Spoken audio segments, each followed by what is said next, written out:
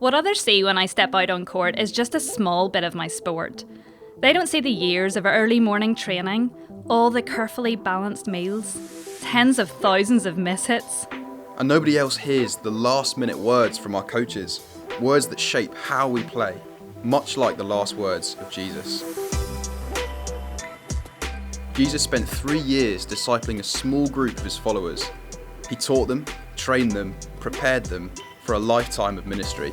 Then they saw him die. Then they saw him alive again. And just before he left, he gave them a game plan for what to do next. Go and make disciples of all nations, baptizing them in the name of the Father, and of the Son, and of the Holy Spirit. That sounds proactive. Go is about getting up, being out there. Go and tell people the good news about Jesus. You're right, he wants us to go and tell. But those words, make disciples, mean more than just telling. It's more like what Jesus did with his own disciples, or what a sports coach does with their team. It's teaching, it's training, it's helping to shape people who follow and obey Jesus. Okay, and what about the all nations bit? Does it mean we've got to stop what we're doing and travel the globe? Good question.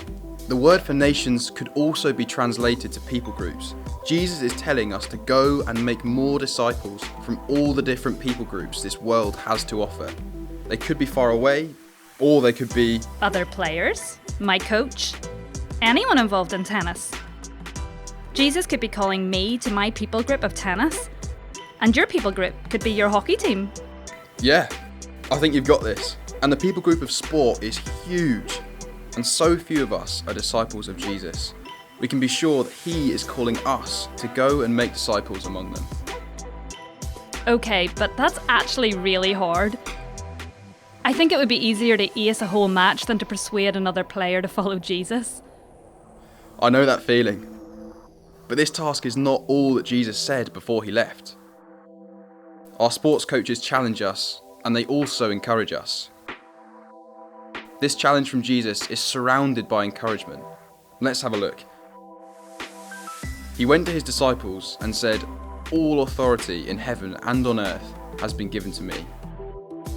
That means you can't slide into a tackle or walk into a locker room or stumble into a conversation where he is not in charge. So we can relax and trust him. Nice. And this bit at the end is so encouraging. He says, "I am with you always to the very end of the age."